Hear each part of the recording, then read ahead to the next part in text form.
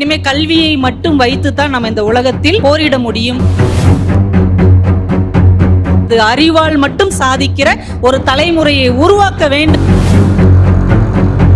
நம்ம வாழ்க்கையே நிறைய முரண்களோட தான் இயங்கி கொண்டிருக்கு. பார்த்திருக்கீங்களா? குழந்தைகளுடைய உலகம் இருக்கு இல்லையா?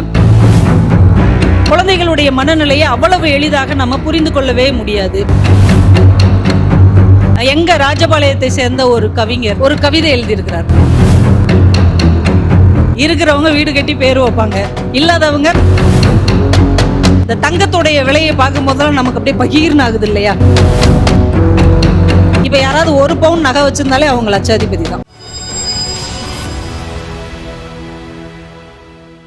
இனிமே கல்வியை மட்டும் வைத்துத்தான் நம்ம இந்த உலகத்தில் போரிட முடியும். அறிவை கொண்டு மட்டும்தான் நாம ஜெயிக்க முடியும். அறிவாளால் இனிமே எதையும் சாதிக்க கூடாது. அறிவால் மட்டும் சாதிக்கிற ஒரு தலைமுறையை உருவாக்க வேண்டும் என்பதற்கு இந்த 3 வரி கவிதை ஒரு அழகான உதாரணமாக இருக்கிறது. இன்னொன்னு எழுதியிருக்கிறாங்க, உயிர்கொலை பாவம். ஒருத்தங்க எங்களை மாதிரி யாரோ மேடையில பேசுறாங்க. உயிர்கொலை பாவம், பேசியவரின் உடை பட்டு. புரியுதுல? பட்டு பட்டுப்புழுவை கொன்னு, பட்டுப்பூச்சியை கொன்னு அதுல செஞ்ச பட்டு சேலையை கட்டிக்கிட்டு அவங்க இது பட்டு சேலை இல்ல, பதட்டமாயிராதீங்கன்னா நீ இதே பேசுறியா அப்படி. உயிர்கொலை பாவம், பேசியவரின் உடை பட்டு. இன்னைக்கு நம்ம வாழ்க்கையே நிறைய முரண்களோட தான் இயங்கி கொண்டிருக்கு. பார்த்திருக்கீங்களா? முரண்களால ஆன ஒரு வாழ்க்கையில தான் நாம இன்னைக்கு வாழ்ந்துட்டே இருக்கிறோம். நீங்க சமீபத்துல கூட நம்ம சரஸ்வதி பூஜை எல்லாம் கொண்டாடணும், ஆயுத பூஜை எல்லாம் கொண்டாடணும். எல்லார் வீட்லயும் பாத்தீங்கன்னா சுண்டல் பொரியெல்லாம் வச்சு சாமிக்கு கும்பிடுவோம். நம்ம பைக்கு காரு எல்லாத்தையும் அன்னைக்கு நல்லா சுத்தம் பண்ணி அதுக்கு சந்தனம் குங்குமம்லாம் வச்சு சாமி கும்பிடுவோம். என்ன கும்பிடுவோம்? எங்க பைக்கு, எங்க காரு, எங்க சைக்கிள்லாம் ரிப்பேரே ஆகக்கூடாது அப்படித்தானே சாமி கும்பிடுவோம். அன்னைக்கு அதே நல்ல மெக்கானிக் ஷாப் வச்சிருப்பார்ல, அவரும் சாமி கும்பிடுவாரு. அவர் என்ன வேண்டுவாரு? யதார்த்தம் யோசிச்சு அவர் என்ன வேண்டுவாரு? எல்லா பைக்கும் காரும் ரிப்பேர் ஆகட்டும், ஆனா என்கிட்டே அது வரட்டும். இது யதார்த்தம் தானங்க. அவருடைய பார்வையில் அவர் சரி, நம்ம பார்வையில நம்ம சரி. ஆனால் இந்த முரண்பாடுகளோடு கூடிய வாழ்க்கையில் தான் நாம் இன்றைக்கு வாழ்ந்து கொண்டிருக்கிறோம் என்பதை இந்த 3 வரியில ரொம்ப அழகா பதிவு செஞ்சிருக்கிறாங்க. ஆண்டாளும் மீனாட்சியும் கொஞ்சு மொழி கேட்பது பொம்மை கிளியிடம். ஆண்டாளும் மீனாட்சியும் இப்ப யார்கிட்ட கேட்டுட்டு இருக்கிறாங்க? பொம்மை கிளி தானே அவங்க தோல்ல வச்சிருக்கிறோம். அப்ப உயிர் கிளி எங்க இருக்குது? நிஜமான கிளி ஜோதிடன் கூண்டுக்குள். நிஜமான கிளி எங்க இருக்கணும்? ஆண்டாள்கிட்டே மீனாட்சிட்டே இருக்கணும். ஆனா அது எங்க போயிருச்சு? கூண்டுக்குள்ள போயிடுச்சு. கூண்டுக்குள்ள இருக்க வேண்டிய பொம்மை கிளி ஆண்டாள்கிட்டையும் மீனாட்சிட்டையும் வந்துருச்சு. இன்னைக்கு இப்படிப்பட்ட சூழலில் நாம் வாழ்ந்து கொண்டிருக்கிறோம் என்பதை ரொம்ப அழகா 2 நிமிஷத்துல படிக்கும் போதே இவ்வளவு அழகான குன்றி மணிகள் இதிலே தேறி இருக்கிறது. பத்மா அவர்களுக்கு ஒரு பெரிய வாழ்த்துக்களை. இன்னும் நிறைய கவிதைகள் அவங்க மூலமா நம்ம விருதுநகர் மாவட்டத்துக்கான பெருமையாக வந்து சேர வேண்டும் என்று வாழ்த்தி, இன்னைக்கு எனக்கு கொடுக்கப்பட்டிருக்கிற அல்லது நான் கொடுத்திருக்கிற தலைப்பு என்ன அப்படின்னா, இருள் இனிது ஒளி இனிது. இது பாரதியாருடைய வார்த்தை. ஆனா பாரதியாருடைய வார்த்தைக்காக நான் இந்த தலைப்பை கொடுக்கல. இதே தலைப்புல நம்முடைய எஸ்ரா அவர்கள் ஒரு புத்தகம் எழுதி இருக்கிறார். எஸ்ரானா யாரும் தெரியும் தானே? எஸ் ராமகிருஷ்ணன் நம்முடைய மாவட்டத்தை சேர்ந்த மிகச்சிறந்த எழுத்தாளர். இந்தியாவினுடைய, தமிழ்நாட்டினுடைய எந்த ஒரு எழுத்தாளரோடையும் ஒப்பிடக்கூடிய, அதில் ஒருபடி உயர்ந்து நிற்கக்கூடிய ஒரு சிறந்த எழுத்தாளர் நமக்கு கிடைத்திருக்கிறார் அப்படின்னா அதுல ஒருத்தர் நம்முடைய எஸ் ராமகிருஷ்ணன் அவர்கள். அவருடைய புத்தகத்தின் தலைப்பை தான் நான் என்னுடைய இன்றைய பேச்சின் தலைப்பாகவே நான் இங்க கொடுத்திருக்கிறேன். நம்ம மல்லாங்கணறு தான் அவருடைய ஊரு.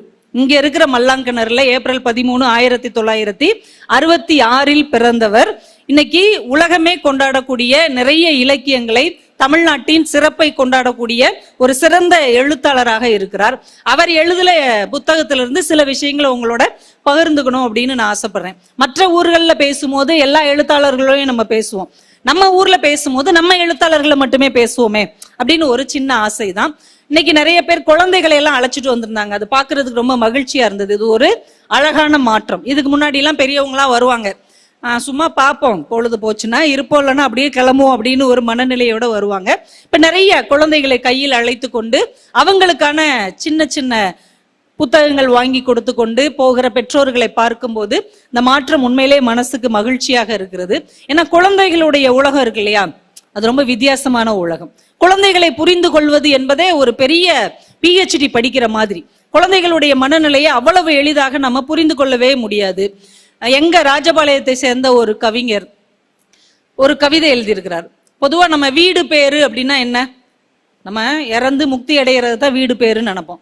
சராசரியான மக்களுக்கு வீடு பேருனா ஒரு சொந்த வீடு வாங்கினா அதுவே ஒரு பெரிய வீடு பேரு தான். ஆனா சொந்த வீடு வாங்குறதுக்கு வாய்ப்பே இல்லாத ஒரு சாதாரண குடும்பத்தை சேர்ந்த ஒரு குட்டி பாப்பா, அவளுடைய மனநிலை, அவளுக்கு பேரு லட்சுமி குட்டின்னு பேரு, அவளுடைய மனநிலையை அந்த கவிஞர் கவிதையா வடிச்சிருக்கிறார். ஆனந்தராஜ் வீட்டுக்கு ஆனந்த பவன் என்று பெயர், ஆனந்தராஜ் வீட்டுக்கு பெயர் ஆனந்த பவன். ஐஸ்வர்யா வீட்டுக்கு ஐஸ் ஹவுஸ், மணிகண்டன் வீட்டிற்கு மணிஷ் இல்லம், நம்ம வீட்டுக்கு என் பெயர் இல்லை என கேட்கிறாள் லட்சுமி குட்டி. ஒவ்வொரு பிள்ளைங்க பேர்லயும் அவங்கவுங்க வீடு இருக்கு, இந்த பிள்ளை பேர்ல அவங்க வீடு இல்லை. ஏன்? இது வாடகை வீடு. இப்ப அந்த தகப்பன் நினைக்கிறார், இனி அடுத்த முறை வீடு தேடும் போது அவள் பெயருள்ள வீடாக தேட வேண்டும். என்னங்க செய்ய முடியும்? இருக்கிறவங்க வீடு கட்டி பேர் வைப்பாங்க, இல்லாதவங்க பேர் இருக்கிற வீட்டுல போய் இருந்துக்க வேண்டியதான். இப்படி ஒரு கவிதையின் மூலமாக இவ்வளவு பெரிய துயரத்தை கடந்து போக முடியும் என்று எங்கள் ஊர் கவிஞர் ரொம்ப அழுத்தம் திருத்தமாக பதிவு செய்திருக்கிறார். அதே லட்சுமி குட்டியை வச்சு இன்னொரு ஒரு குட்டி கவிதை. இன்னைக்கு நாம இந்த தங்கத்தோடைய விலையை பார்க்கும் போதெல்லாம் நமக்கு அப்படியே பகீர்னு ஆகுது இல்லையா?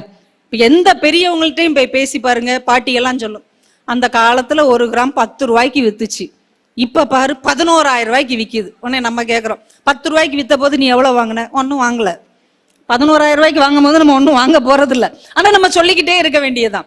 ஆனா இவ்வளவு விலை ஏற்றமாக இருக்கிறதே இந்த தங்கம்னு நமக்கு ஒரு பதட்டமா வரும் இல்லையா? ஆனா இந்த கவிதையை கேட்டீங்கன்னு வைங்களேன், இவ்வளவுதானா, நம்ம ஈஸியா கடந்து போயிடலாம். இதே லட்சுமி குட்டியை வச்சுதான். அப்பா ஏதோ ஒண்ணு வாங்கிட்டு வர்றாரு வீட்டுக்கு, ஏதோ ஒரு பொருள் வீட்டுக்கு வாங்கிட்டு வருவாங்கல்ல, ஒரு பொருள் வாங்கிட்டு வர்றாரு.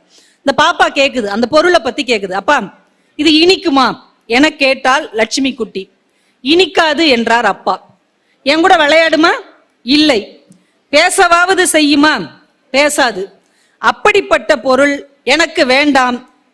அப்படின்னா எனக்கு வேணாம் தங்கத்தோடு என்றால் லட்சுமி குட்டி. அப்பா தங்கத்தோடு வாங்கிட்டு வர்றாரு. ஏப்பா இது என் கூட பேசுமா அப்படின்னு கேட்கிறா. பேசாதுமா. இது இனிக்குமா? சாப்பிட்டு பார்த்தா இனிக்காது. என் கூட விளையாடுமா? விளையாடாது. அப்படின்னா எனக்கு வேண்டாம் தங்கத்தோடு.